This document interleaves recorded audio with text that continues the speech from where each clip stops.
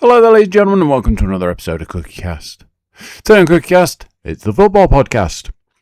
The guys are here, they're talking football, talking games gone, games to come, game news, and predicting those all-important games. Speaking of predictions, what do we think? A Borough going up this season? Ooh, find out at some point too. Before we get started, please do consider like, share, subscribe, and comment. Leave a review where you can leave a review. Share that podcast around, people. If you like the football, you might know someone who likes the football, and they might appreciate this podcast. Send it their way. Right, let's get started. Here we go. This is CookieCast, football podcast.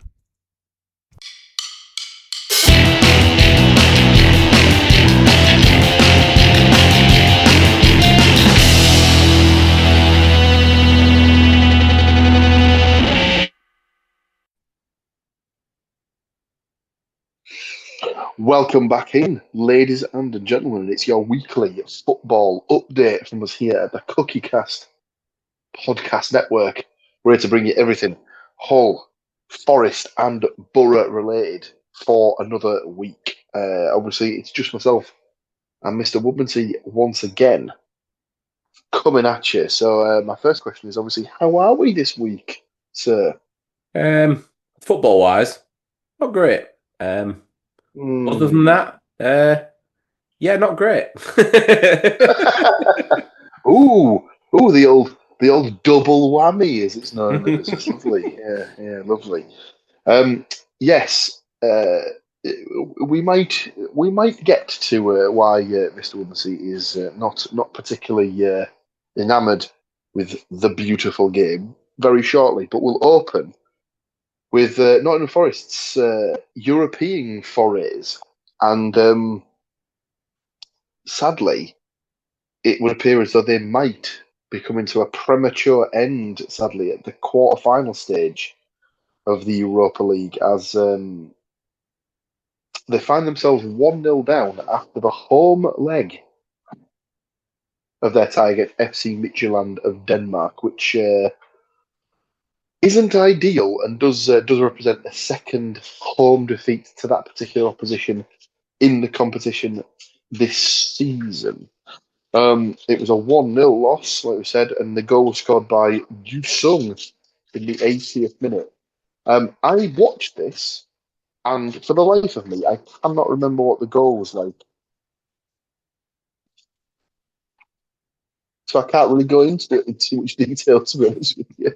You know, a competent podcaster would have done his research there and actually watched the goal back to talk you through it. But not this guy.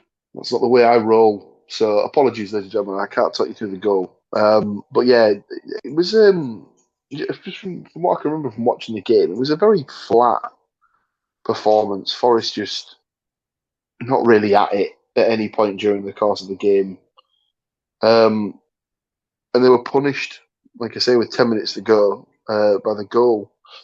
They're still in the tie, obviously. All they need to do is they need to win the game in Denmark this week, and obviously we'll get to that when we do the predictions for the game later on. But predictions wise for this game, it's no points for any of us, as I had a 2-1 Forest win. Hudson-Odoi, Gibbs-White, and Billing. None of those people scored. And Stuart had a 1-1 draw with Igor Jesus and Billing. So no points across the board. And our second game took us back to the Riverside, where, of course, as we know, Middlesbrough have an incredibly stellar record at the moment. Winless in 3, no less. They actually lost their last outing against Charlton Athletic as well. So they needed a positive result to put things right here. And they were playing Bristol City, a team that they notoriously have struggled against in the past. I am going off highlights alone for this, as I was unable to actually watch the game live, as we covered last week. I wasn't in the country. I spent my weekend in Palma, Mallorca. So I was only able to catch little bits of this game. So just going through the highlights. Tommy Conway had the first big chance of the game. Hackney's cross from the right-hand side. Conway was already in the box, and I think Sarmiento was the guy who was coming on from the left-hand side trying to sort of attack the ball. Don't know if Conway just didn't hear the shout or if Sarmiento didn't give him a shout, but Conway headed wide. Probably should have left the chance for Sarmiento who had the run on it and probably would have been able to get a bit more purchase on the header to test the keeper. Matt Target hit the post direct from a corner from the right hand side. The keeper, I think he had it covered, but it actually hit the post and went back into play. Just before the half came to end, Riley McGree had an effort from the edge of the box that he fired straight down the keeper's throat, following a corner from the left hand side. So not the greatest of first halves. Went in 0-0 into the second half, and it was actually Bristol City who set the pace in there. Emile Rees went close. He had a little mazy run down the left hand side, managed to get the ball to the edge of the box, and snatched at his shot, pulled it wide of Solbrin's left hand post. Borough thought they'd taken the lead around about the hour mark. Aidan Morris, with a shot from the edge of the box, was saved by the goalkeeper. The initial rebound from Alan Brown was smothered by VTech, and then another chance was once again fallen on by VTech to keep it 0-0. Whilst I was away, I actually got a notification saying that Borough had scored from that chance, mainly because the ball was so close to the line, and I think they just guessed that Borough had scored. They didn't, and it remained 0-0. Brown had another chance from a ball in from the left-hand side from Matt Target, but headed straight at the goalkeeper. Try as they might, the breakthrough did in fact come in the 65th minute, and it was a positive for the home team. A little bit of pass and move played from Ayling, Brown, and Strelec. Released Hayden Hackney down the right hand side. He looked up, spotted that Leo Catalan on as a second half sub was free around the penalty spot. Hayden Hackney played the ball across to him, and Catalan made no mistake, firing off the underside of the bar for his first in a Borough shirt. And very nicely timed it was too. Aidan Morris again was forcing a nice smart save out of VTech from the edge of the box. And then was probably the chance of the game where Strelec really should have killed it off and made it 2-0. Callum Britton played a ball on the right-hand side. The Bristol City defender completely misjudged it and just lost the flight of the ball, which allowed Strelec to get in behind and was basically unmarked and one-on-one with the goalkeeper. Carried the ball to around the penalty spot. I think he was waiting for the keeper to make his mind up for him and then just sort of slip the ball past him. Keeper didn't do anything, so Strelec had to take the initiative. His effort was tame, hit straight at the keeper's feet and was kept out. Luke Ayling flashed a header wide off the back of a corner. Sorry, no, free kick which was whipped in from the right hand side.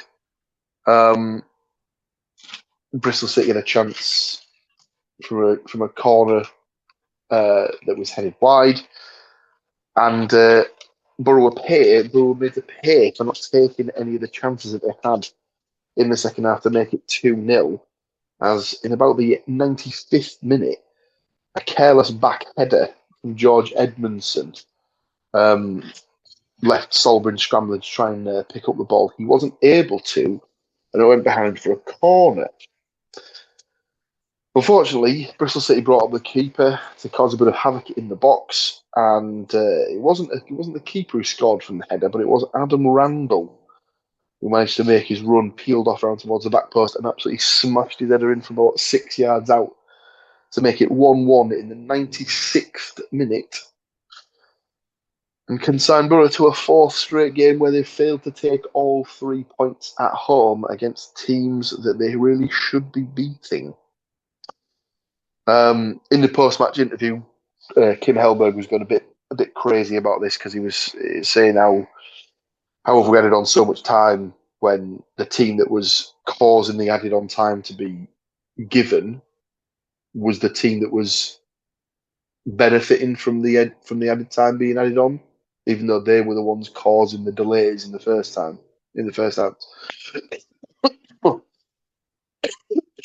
I do kind of get his point, but you're never going to really change that. That's just the nature of the game, all part and parcel of it. But yeah, I don't really know what the answer is. It's because let me just bring up the stats. It's another one where Borough absolutely had all of the possession, all of the chances, all of the shots, and just weren't able to make a second attempt count. Of course, I can't get the stats for the game now because Sky Sports is a piece of shit. I've got them if you want it. So, there you go. The possession, Borough had 69% possession. So make of that what you will, ladies and gentlemen. Here you go. This is the shots issue though. Borough 19 total shots, only 7 of which were on target.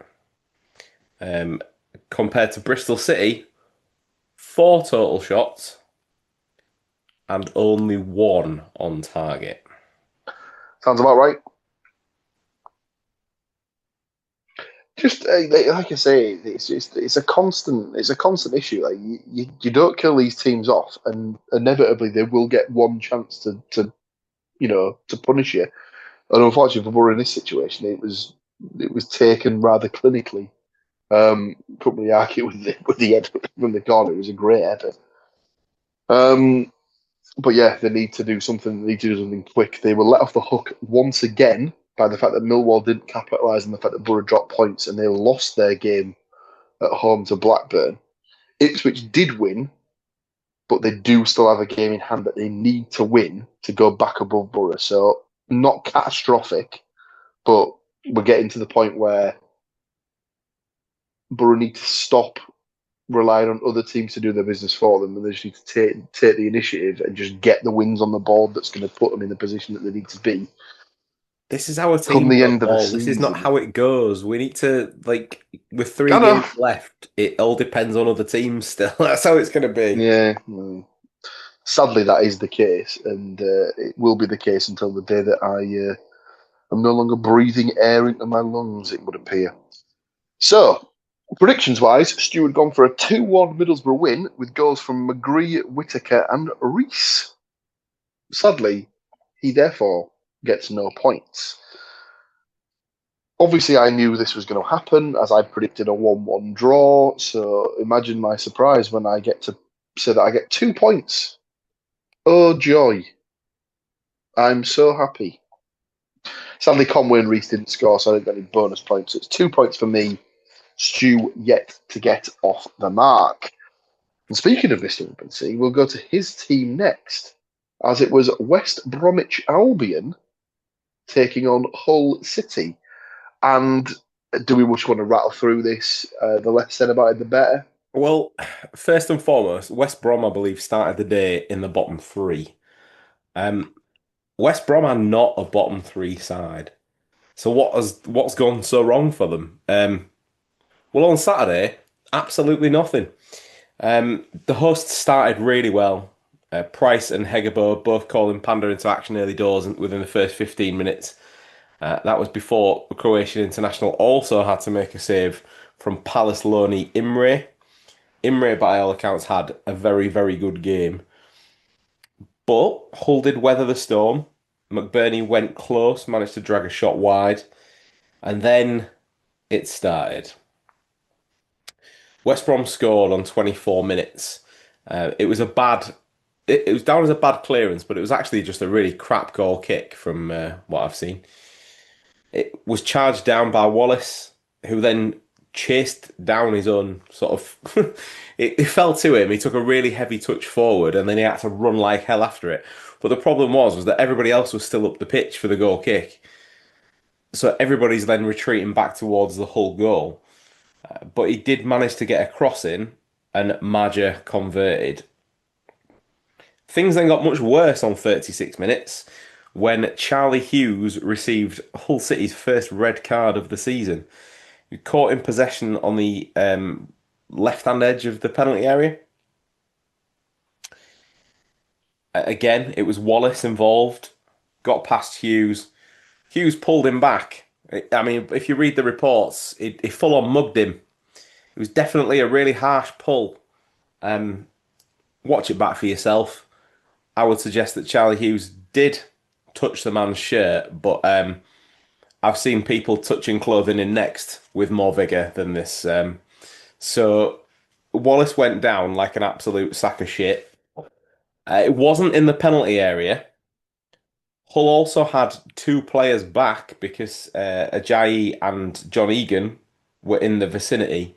And for me, the argument would be he still would have to play at least a pass before they would get a shot on goal. So was it that much of a clear goal scoring opportunity? Well, in the mind of the referee, yes, it was. So red card, off you go, son. Not. I think Charlie Hughes was. I think he knew what he was doing. I think he fully expected a yellow card for it. But obviously it went a step further than that. So not great. One down and a man down after 36 minutes. As you'd expect, Hull then came under heavy pressure with saves from Pandor and a goal line clearance from Semi Ajayi denying Marja and Malumbi respectively. Louis Coyle was then taken off injured just on the stroke of half-time. A really heavy kick to his ankle. Now this happened in the Ipswich game. He got absolutely smashed with studs straight into his ankle. No foul, referee. The same happened here. Absolutely smashed into the ankle with his studs. It's all right. Fair tackle. You carry on. He left the ground in a boot. Not great.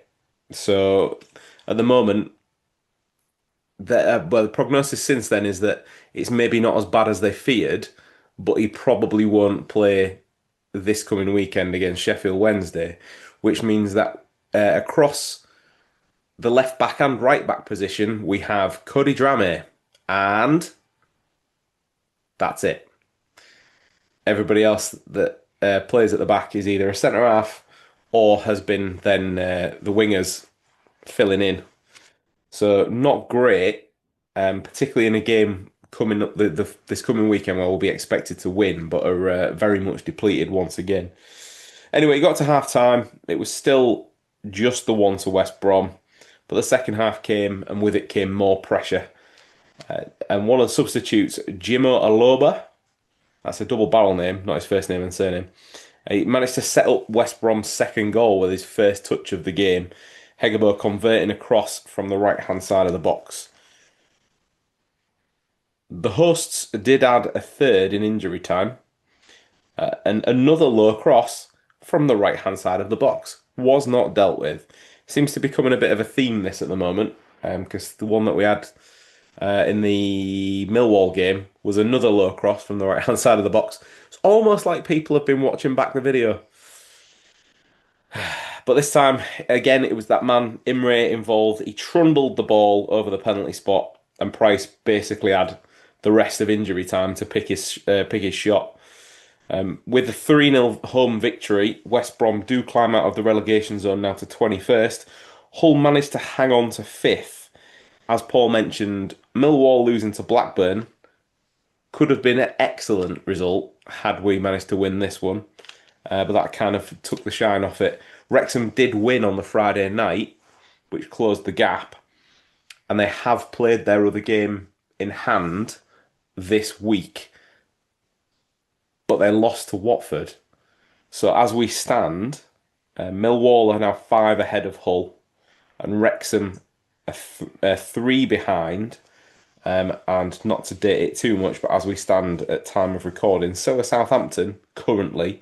And Derby are 6 behind. So everything was looking pretty rosy a couple of weeks ago. And it's just starting to tighten up again a little bit. And what have we got? 8 games now? 8 games to go. Like you say, it's starting to get a bit bunched in the playoff race. In the same way that the race for the top 2 is between about 4 teams. Now, you could argue that it's probably between 5th and maybe 10th for the remaining 2 playoff places. So it's like we said, there's going to be twists and turns between now and the end of the season. There always is. But as long as all can just keep themselves like sort of ticking away, they should have enough to sort of finish in the top in the top 6. And you never know what happens when it comes to the playoffs. He'll have a very good record in the playoffs, let's put it that way. So, one of us predicted a 3-0 win in this game. It was me. Sadly, I'd predicted it for Hull, so I get no points whatsoever there. Stuart gone for a 1-1 draw with Diakite and McBurney as his goal scorers. So also gets no points. It's just still just me on the 2 points from the Borough 1-1 draw to show for it in those 3 games. And our final game of the weekend saw Nottingham Forest take on Fulham. Long story short, I didn't see any of this game and haven't seen any of the highlights. However, I have seen that Forest did score a goal midway through the second half from Dan Ndoye, but it was retrospectively checked and ruled out for a VAR, an offside. So I'm just going to show you the lines that were drawn to show how he was offside. No, it's not going to focus properly, but yes, that's correct, ladies and gentlemen. He was deemed to be offside by what appears to be his heel. Facing away from goal as well, so not Facing exactly away from the goal. turning to run. Absolute nonsense.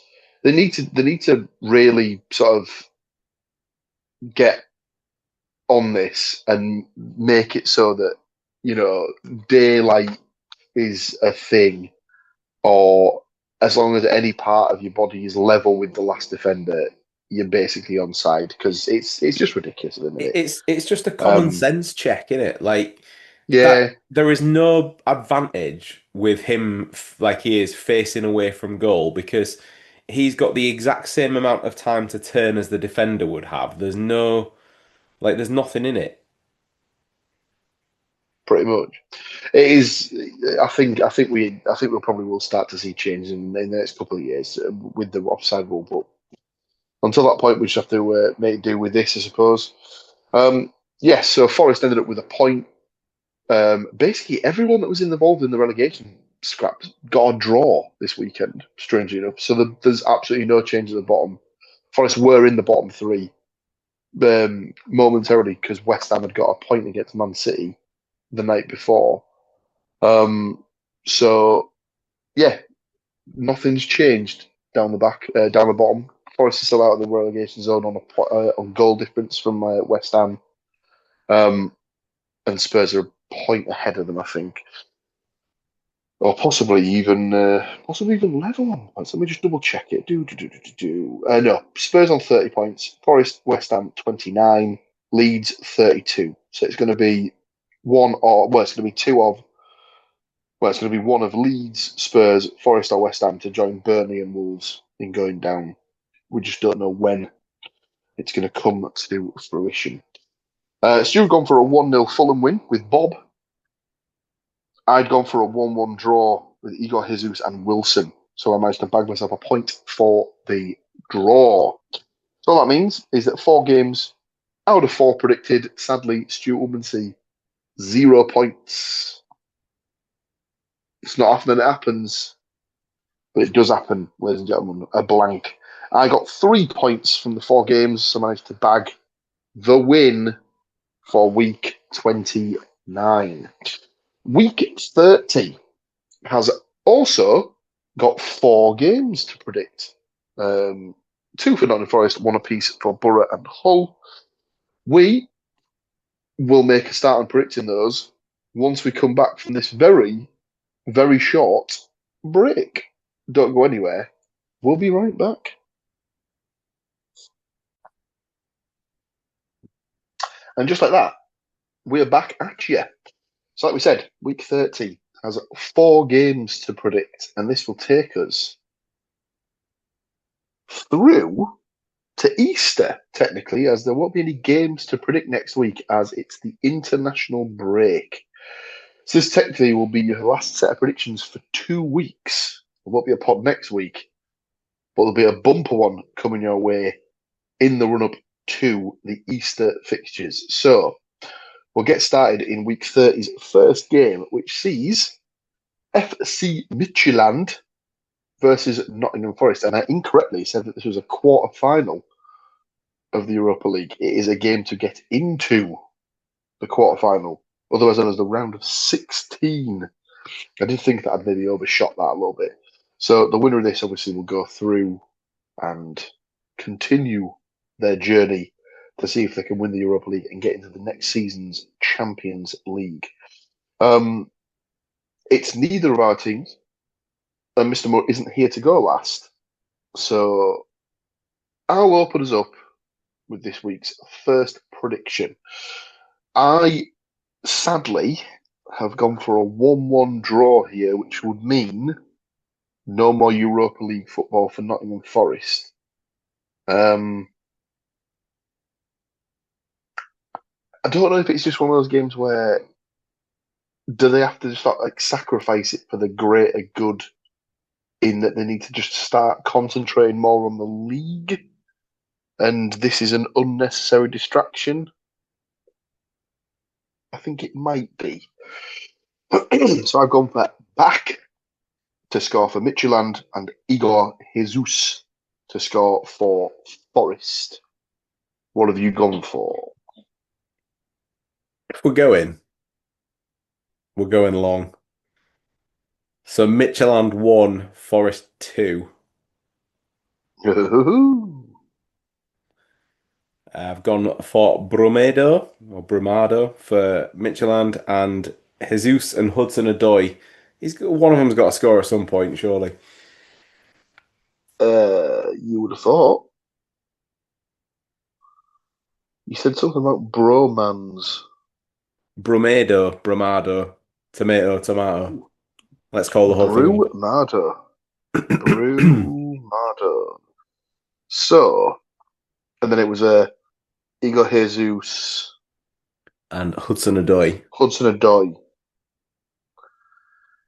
So, does that mean that if that is the correct score after 90 minutes, we would, of course, get extra time and, if required, penalties? So, would you have a further prediction of whether they'll get it during extra time, or whether they'll take it to penalties and do it on penalties, or they'll get knocked out on penalties? Or I'll say it'll be penalties, but it doesn't really matter for the points in this, does it? Which way? But I'd say it'll end up going to penalties. Okie dokie. I will put that in the book, and I will try and score it as fairly as I possibly can. Our second game of the week takes us to Saturday lunchtime. It's a 12:30 kickoff. It's live on the Sky Sports Telly Box, in as much as it's on the Sky Sports Plus channel, and it sees Mylott Middlesbrough travelling to Blackburn Rovers. From what I understand on this, Middlesbrough have taken a full allocation of 7,000 tickets for this one. It's usually a well attended away fixture. I think that's probably the right phrasing to use. So hopefully they'll get a good performance to go along with a good away backing. As we've said, they kind of need one. However, away games don't seem to be the issue at the moment. The problem's coming with the home fixtures. Obviously, it's my team, so I'll give my prediction last. Let's go, Mr. Woodmansey, for his prediction on Blackburn Rovers versus the Borough. As you said, away form doesn't seem to be the issue, so I've gone for Blackburn 1, Middlesbrough 3. We've gone for Cantwell for Blackburn because it does exactly what it says on the tin. And I've gone for Conway, Brown, and McGree for the Borough. Conway, Brown, Agreed. Just cashing in all them missed chances they should have had in the last game between the three of them. Yeah. We'll see. I also have gone for a Middlesbrough win, but I, unlike Stu, have gone for a 3-1 away. Oh no, that's right. I've gone for the exact same scoreline as Mr. Woodmansey. Like I say, away games at the moment don't seem to be the issue. And on their last travel away from the Riverside, they put 4 past Queen's Park Rangers. So plenty more of that, please. I have gone for Adam Forshaw to score for Blackburn because he used to play for the Borough. So why not? For sure. And then I've gone for lovely. And then I've gone for Strelec, Sarmiento, and I'm going to bang this drum until it happens. Aidan Morris is scoring before the end of the season, so he's in my picks again. I swear to God, he hit the bar against Charlton. He's had 2 that the keepers had to get down smartly to smother to his right hand side in the last game against Bristol City. If he doesn't nestle one in the top corner, and everyone in that stadium shirts are off, something's gone drastically wrong between now and the end of the season. If everybody in the stadium shirts are off, you've accidentally got him down to score for Newcastle, not Borough. Hey, listen, it could just be a balmy Saturday afternoon in Lancashire. Let's hope it's balmy, because if there's even a hint of rain, we know what's going to happen to that game. So, yes, our third game of the week is also taking place on Saturday, but it's not an early fixture. So that means, as it's a home game, Mr. Woodmansey can have a nice leisurely park run on the Saturday and then go about his usual Saturday afternoon business the correct way. It is, as another podcast covering teams in the Championship refers this to as, it's their Sheffield Wednesday voucher weekend. It's Hull versus Sheffield Wednesday. Obviously, it's Mr. Woodmansey's team. He will give his prediction. Last, I've gone for a nice, straightforward 3-0 win. I'm slightly concerned in the fact that you basically said in the last game that you appear to have no fit fullbacks or wingbacks. So you've got one. You've got Drame. Is there an argument to be made that for this one, because of the opposition, you kind of just throw caution to the wind, go with 3 at the back and play with wing backs? Well, that's that's been his preferred system anyway. The problem is that Coyle was operating as one of those wing backs. Obviously, in a fully fit squad, you'd have also have had Ryan Giles as well, operating on the left. Ryan Giles' natural replacement, who they brought in, was Akin Famowo, who actually came to us from Sheffield Wednesday. However, he is also jeffed until next month. So in the last game, they played Liam Miller there, which Liam Miller defends as well as I ballet dance. So there's that. He's an attacking player. I'm not being horrible. It's just it's not his thing. Like, he tracks, but he doesn't tackle. And you know, when the danger is that the balls are coming in from the right, so down our left side, that's kind of an issue. Combined, obviously, with the fact that we don't then have Charlie Hughes at centre half. In theory, we've got 3 cracking centre halves that can play in Ajayi, John Egan, and old Paddy, Mr. McNair. But can any of them operate naturally on the left side as well?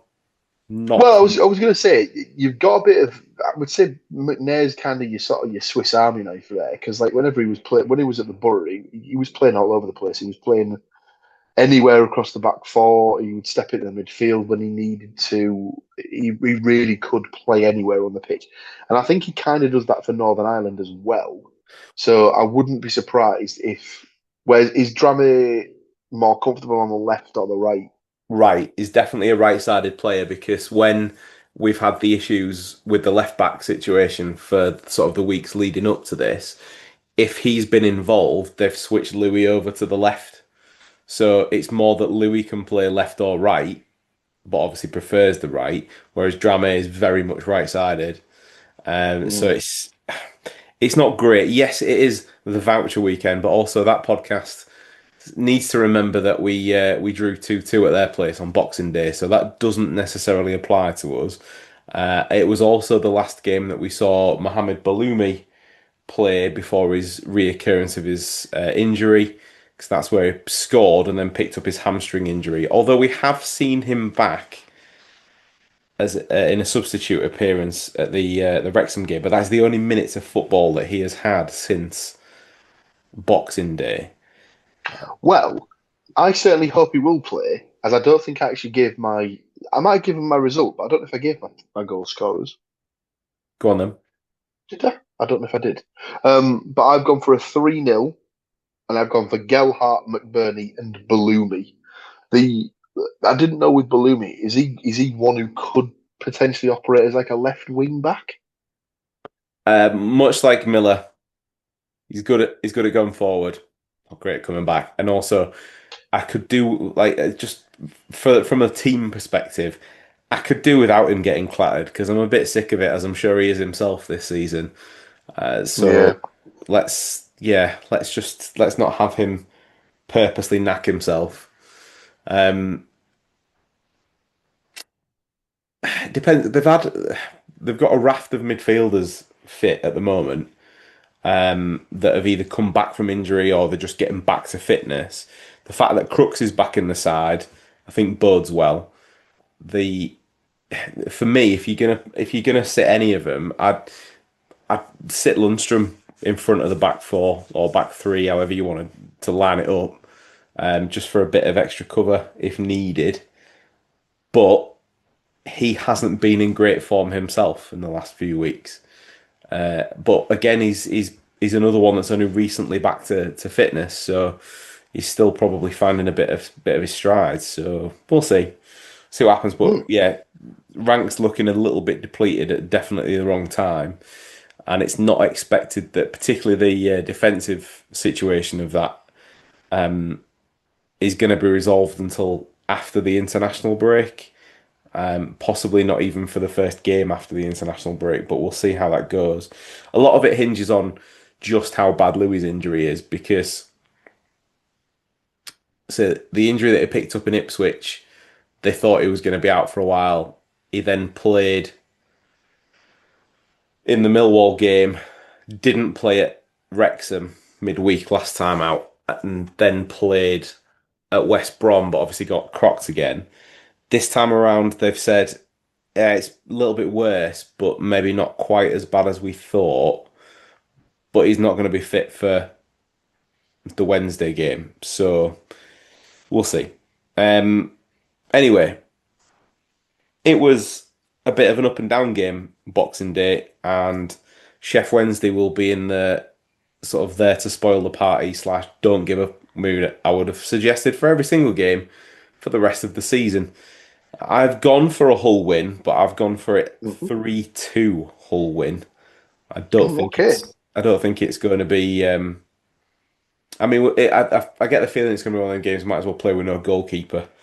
So for Well, the Wednesday at times this season appear to be trying to do that themselves with all yeah, but the emergency keepers they keep signing. Pando's managed to like make it look like we've played without a keeper for certain points of the games recently, but also still managed to get a call up for Croatia. So okay. Yeah, for the away team though, I've gone for goals for Heskey and Thornton, and for Hull, I've got Miller because he's well overdue, Gelhart and Kumas.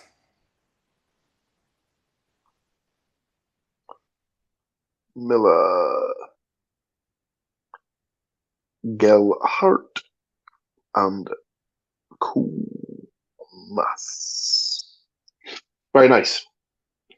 Um, Yeah, I'd certainly get on board with that. A nice sort of 5 goal thriller certainly keeps all the watching public entertained.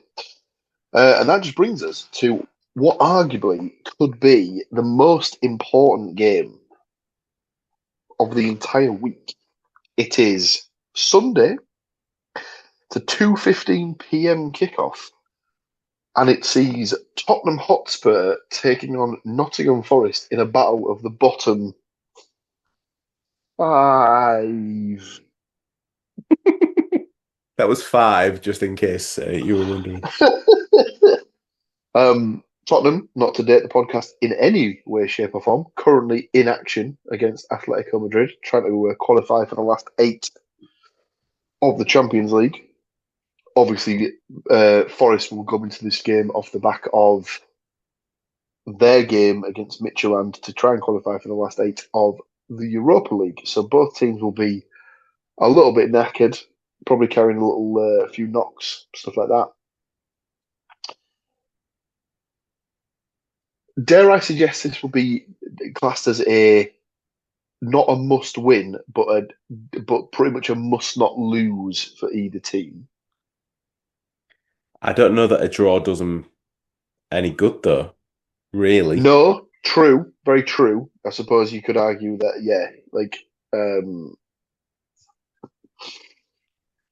a win is much more beneficial to the old team's chances of staying in the Premier Division. I'll go in with my prediction here. I've gone for a 2-1 away win. Spurs seem to be playing pretty badly under this Igor Tudor interim boss. And I think Forest might be able to capitalise on that. Try and get the crowd into it, try and get them frustrated. See if you can sort of spring them on the counter and stuff like that. So I've gone for Spurs 1, Forest 2. I've gone with Richarlison to score for Spurs because he's a shithouse. And then I've gone for the old double barrel double again. It's a Gibbs White Hudson-Odoi double for myself.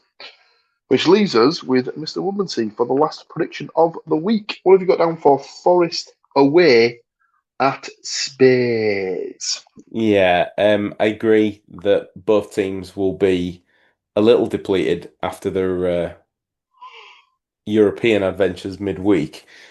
But annoyingly, Tottenham have got a full extra day's recovery on Forest.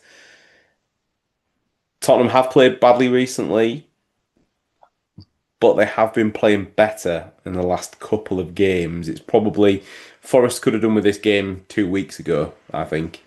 And I'm really sorry, Matt, if you're listening, but I've got Spurs to win 1-0.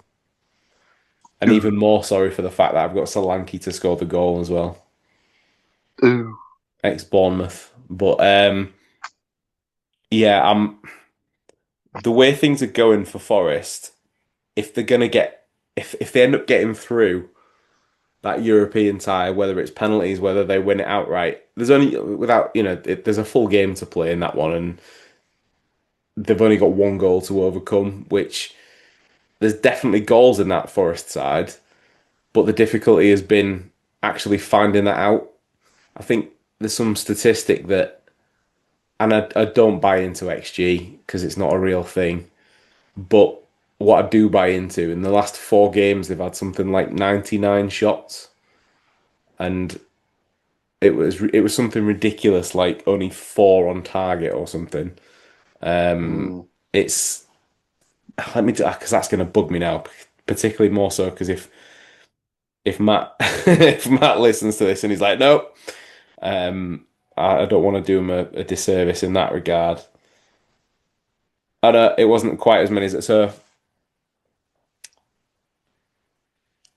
it wasn't the on target thing. I got that completely wrong. But it's 88 shots they've had, 126 touches in the opposition box, and scored 1. and that's the last 4 matches at the City Ground in all competitions. So the goals aren't coming easy for that side, but there definitely are goals in there.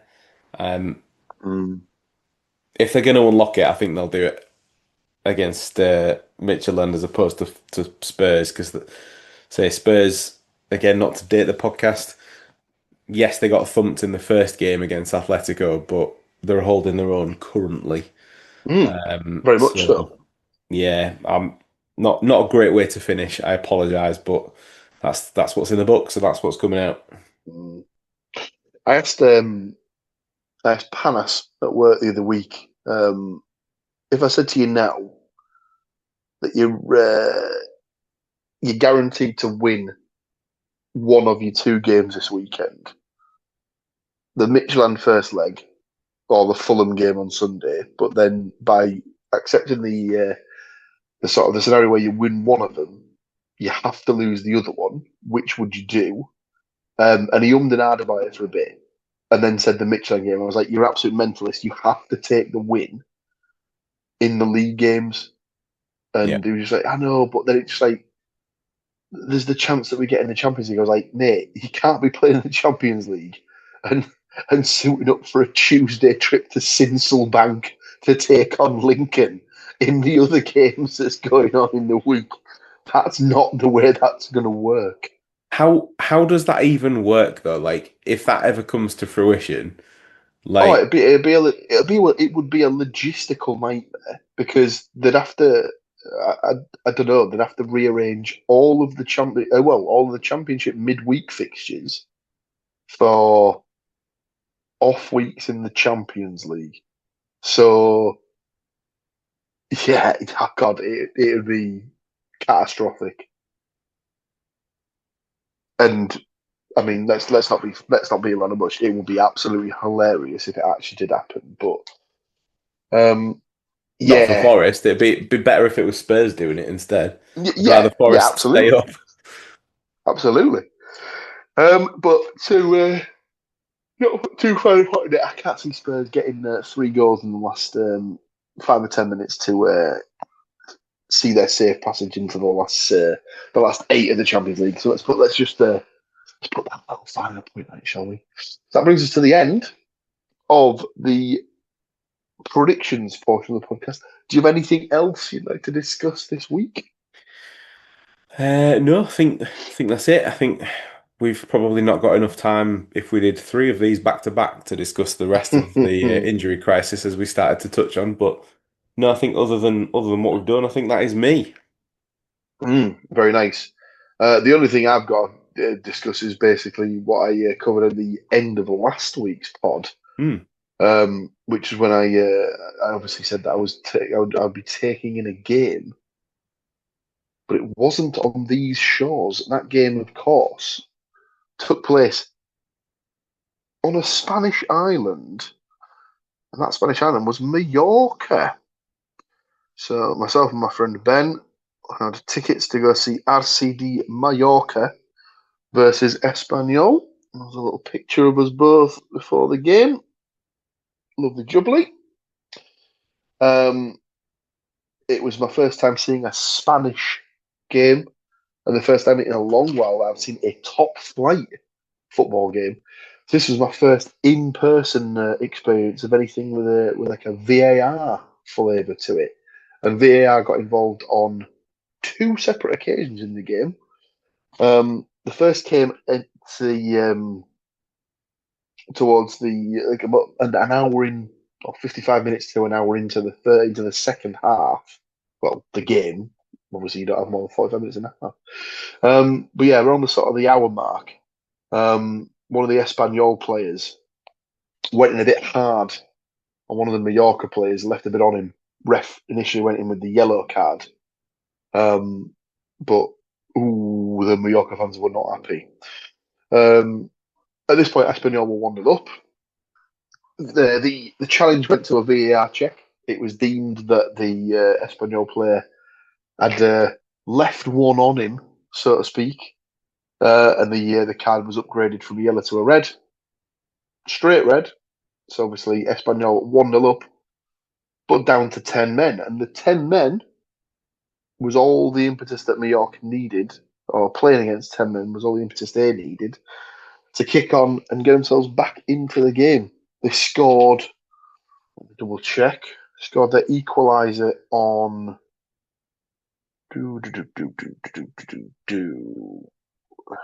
Scrabbling around. They scored their equaliser on the 65th minute, and their winner, whilst being verified by VAR once again, came in the 88th minute. It was a bit of a break by Mallorca on the right hand side. The ball was pinging around at the edge of the box, and eventually was finished by, wait for it, Samu Costa, everyone's favourite Mallorca player. Cue a huge VAR check just to make sure that the goal was going to stand. There was a lot of back and forth because on the edge of the box, the guy who took the strike, well, there was a guy who was looking to take the strike, but kind of kicked the air, and then basically just appeared to then kick straight through the Espanyol player. Ref was rolling it back and forth. The check itself took about 5 or 6 minutes. But eventually the ref was happy that there wasn't an infringement, was happy that he'd seen enough, and the goal stood. So, yeah, I can confirm that it's not just in the Premier League where VAR is controversial and not very well appreciated. They don't like it very much in Spain, although obviously on this particular regard, they were absolutely loving it because 2 decisions checked, 2 decisions in favour of the home team, so they were happy on that regard. Atmosphere though, it was really good, like sort of plenty of singing. It was very much helped by the fact that like a local brass band had been in the city centre the day before, and then obviously had tickets to go to the game. So they were providing a bit of atmosphere at the end of the game, like random night parts during the game. Can't drink in view of the pitch, so very similar to over here. But you could get non-alcoholic beer if you wanted to, which I didn't really understand. So, but yes, just very nice to go abroad and watch a game of football and get a bit of a different experience. One thing I did notice is that when they scored, they don't seem to celebrate in the same way, do they? Like you'll get a lot of yeah when people seem to score over here. It's more of like a sort of a dull when teams seem to score in Spain. So I don't know if it's just like a cultural thing, but it was interesting to see, and I would thoroughly recommend anyone who's in like a foreign country, like visiting for the weekend or something like that, if there's a game that's on in the vicinity and you're able to get tickets, well worth doing. I would thoroughly recommend it. Oh, you're on mute. You're on mute. I haven't ever been to a game like that, but it irritates the life out of me when they have a drummer. Yes, Paul, I am talking about Middlesbrough. So full brass band rocking up. It'd feel like you'd walked into an England game in patches, no doubt. I'm not going to repeat the line from that night, but Paul and the Middlesbrough fans very much found out how the Hull City faithful think about people that bang drums at football games. So I'll just leave it there. Well, it brings a bit of something to the game, doesn't it? Yeah, irritation. Yeah, good point. So you have it. That was my experience of watching football on the continent, ladies and gentlemen. So, brings us to the end, and all that's left for me to do is to say thank you very much to this gentleman right here for taking us through the details of Hull, Nottingham Forest and the Borough. Join us again next week. No, don't join us again next week because there will be a podcast next week as there'll be no games to predict. So join us again in 2 weeks' time where we'll go through the results of those games we've just predicted there and we'll look ahead to the bumper crop of Easter fixtures that are heading our way. Thank you as always for listening, for watching, and we will see you in a couple of weeks' times. And it's tatty bye from us. So there we go. What do you think's that? Another one done, another one gone. Big thank you for watching, big thank you for listening, big thank you for being here. Before you leave us, if you haven't already, like, share, subscribe, comment. Drop a comment. You know, the often forgotten, drop a comment. That's it for this one. Don't forget to check out the website, thecookiecast.com. There we have social media links and an email button. You can get in touch with us. Tell us who your favourite team is. Tell us what they're doing. Tell us what you think is going to happen by the end of the season. All that good stuff. That is it from me. Until next time, I'm going to say bye, and I'll see you then. Thank you for listening to these grumpy old men talk about football. If you've enjoyed this episode, please like, share and subscribe.